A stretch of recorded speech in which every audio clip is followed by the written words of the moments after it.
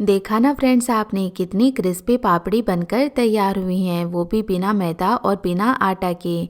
और सबसे खास बात, इन पापड़ी को हम बिना बेले बनाएंगे तो एकदम कम समय में ढेर सारी पापड़ी एक साथ बनाकर इन्हें लंबे समय तक स्टोर भी किया जा सकता है। तो इस मौसम में साथ ही आगे होली भी आने वाली है, तो हम पापड़ चिप्स वगैरह तो बनाते ही हैं। एक बार आप ये पापड़ी बनाएं, क्योंकि ना ही इन्हें सुखाने की ज़रूरत होती है और फटाफट बनकर तैयार हो जाती है। तो इसके लिए हमें चाहिए होगा पोहा। तो यहाँ पर इस कप को माप करके टोटल मैंने 1 कप पोहा लिया है। मेज़रमेंट के लिए कोई भी कटोरी या गिलास सेट कर लें।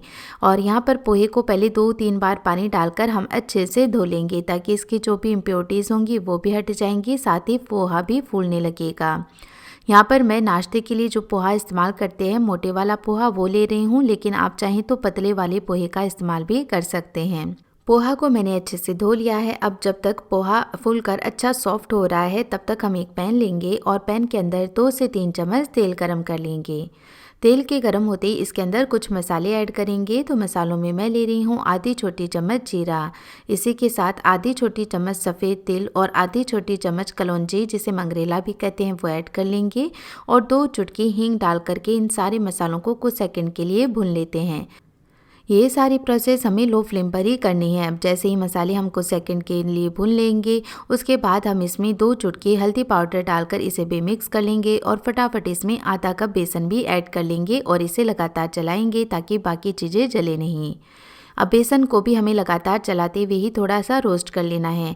ज़्यादा हमें इसे लाल नहीं करना है, क्योंकि बेसन को जब हम फ्राई करेंगे, यानी पापड़ी को जब हम फ्राई करेंगे, तब भी बेसन पकेगा ही। लेकिन इस तरह से जब हम बेसन को थोड़ा सा रोस्ट करके लेते हैं, तो पापड़ी का क्रिस्पीनेस भी बढ़ता है और इसका टेस्ट भी अलग लेवल का आता है, यानी बहुत ही अच्छा आता है। यहाँ पर मैंने आधा कप बेसन का इस्तेमाल किया है, लेकिन यदि आपको पापड़ी में बेसन का स्वाद ज़्यादा पसंद है, तो आप बेसन की मात्रा बढ़ाकर भी ले सकते हैं। यानी 1 कप पोहा लिया है तो 1 कप बेसन भी ले सकते हैं, या बेसन भी नहीं लेना चाहते हैं तो इसकी जगह आप मैदे का या गेहूं के आटे का इस्तेमाल भी कर सकते हैं। यहाँ पर देखिए सारी चीज़ें ऑलमोस्ट पक गई हैं, तो गैस का फ्लेम ऑफ कर देंगे। और अभी क्योंकि पैन और ये सारी चीज़ें गर्म हैं, तो इस स्टेज पर हम आधी छोटी चम्मच रेड चिली फ्लेक्स, आधी छोटी चम्मच कसूरी मेथी, इसमें थोड़ा सा चटपटा टेस्ट लाने के लिए आधी छोटी चम्मच अमचूर का पाउडर, या फिर डालें चाट मसाला, और स्वाद के अनुसार अब नमक डाल करके सारी चीज़ों को एक बार फिर से मिक्स कर लेंगे। तो ये भी चीज़ें इसी गर्म पैन के अंदर थोड़ी रोस्ट भी हो जाएंगी और धीरे धीरे ये सारा मिश्रण ठंडा भी हो जाएगा। तो बस अब देखिए बहुत ही बढ़िया खिला खिला बेसन हमारा तैयार हो गया है। तो इसे हम एक बोल के अंदर ट्रांसफ़र कर लेते हैं। और इधर जो पोहा हमने रखा था वो भी फूलकर सॉफ्ट हो गया है और बिल्कुल भी इसमें एक्स्ट्रा पानी नहीं रहा है। तो बस इस पोहा को भी इसी मिश्रण में ऐड कर लेंगे और इस तरह से हाथों से मैश करते हुए सारी चीज़ों को बढ़िया से मिक्स कर लेंगे।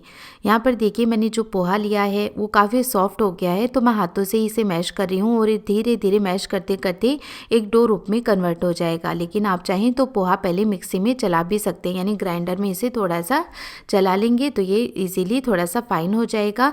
लेकिन उसमें क्या होता है कि मिक्सी के अंदर ही सारा पोहा चिपक जाता है, इसलिए हाथों से करना ही बेस्ट रहेगा। तो बस 2 मिनट में इस तरह से ये डो बन करके तैयार हो जाएगा। फिर हम हाथों की थोड़ा सा तेल लगा लेंगे और इस तरह से छोटी छोटी लोई तोड़ करके तैयार कर लेंगे।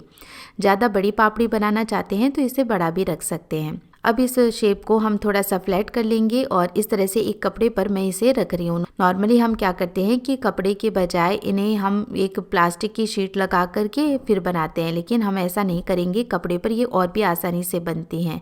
तो कपड़े पर ये मैंने सारे रख दिए हैं पीसेस। और अब हम क्या करेंगे, कोई भी भारी वस्तु ले लेंगे, जैसा कि मैंने ये मानदस्ता ले लिया है और मानदस्ते की सहायता से इसे प्रेस करेंगे। तो इस तरह से पापड़ी बहुत ही इजीली बन करके तैयार हो जाती है। तो ना ही इसमें कोई ज़्यादा मेहनत है, ना ही इसे बेलने का झंझट है, और सारी पापड़ी एक समान बन करके तैयार हो जाती है। और मिनटों में आप इस तरह से बिना बेले ढेर सारी पापड़ी एक साथ बनाकर तैयार कर सकते हैं। तो बहुत ही आसानी से हमारी ये पापड़ी बन करके तैयार हो गई हैं। और देखिए कपड़े पर रखने से बिल्कुल भी ये चिपकते नहीं हैं और बहुत ही इजीली हम कपड़े पर से इन्हें निकाल सकते हैं। फिर हम इन्हें फ्राई कर लेंगे। तो गैस का फ्लेम मैंने मीडियम रखा है और मीडियम हॉट ऑयल में ही इन पापड़ी को हमें फ्राई करना है। तो इस तरह से जितनी पापड़ी मैंने बनाई है उन्हें एक साथ नहीं डालेंगे। जितनी आराम से इस पैन के अंदर पापड़ी आ जाएंगी उतनी ही डालेंगे और शुरुआत में इन्हें बिल्कुल नहीं जलाएंगे। जब ये अच्छे से सेट हो जाएंगी और हल्की होकर ऊपर आ जाएंगी तब हम इन्हें इस तरह से प्रेस करते हुए अच्छे से फ्राई कर लेंगे। तो बहुत ही जल्दी से ये फ्राई भी हो जाती हैं। फ्राई होने में भी इन्हें ज़्यादा समय नहीं लगता है। तो बस ये एक बैच बना करके मैंने तैयार कर लिया है। बहुत ही बढ़िया क्रिस्पी ये हो गई हैं। तो इन्हें मैं एक प्लेट के अंदर ट्रांसफ़र कर लेती हूँ और सारी पापड़ी मैं इसी तरह से बना करके तैयार कर लूँगी। तो ये लीजिए फ्रेंड्स, हमारी सुपर टेस्टी और क्रिस्पी पापड़ी बन करके तैयार हैं। इन्हें आप अच्छे से ठंडा करके लंबे समय तक स्टोर भी कर सकते हैं। और ये देखिए इनका क्रिस्पीनेस। तो आप भी ज़रूर से ये पापड़ी बनाएं और कैसी बनी मुझे कमेंट करके ज़रूर बताएं। रेसिपी पसंद आने पर प्लीज़ वीडियो को लाइक और साथ ही ऐसी मेरी और भी रेसिपीज़ देखते रहने के लिए चैनल को सब्सक्राइब करना भी ना भूलें।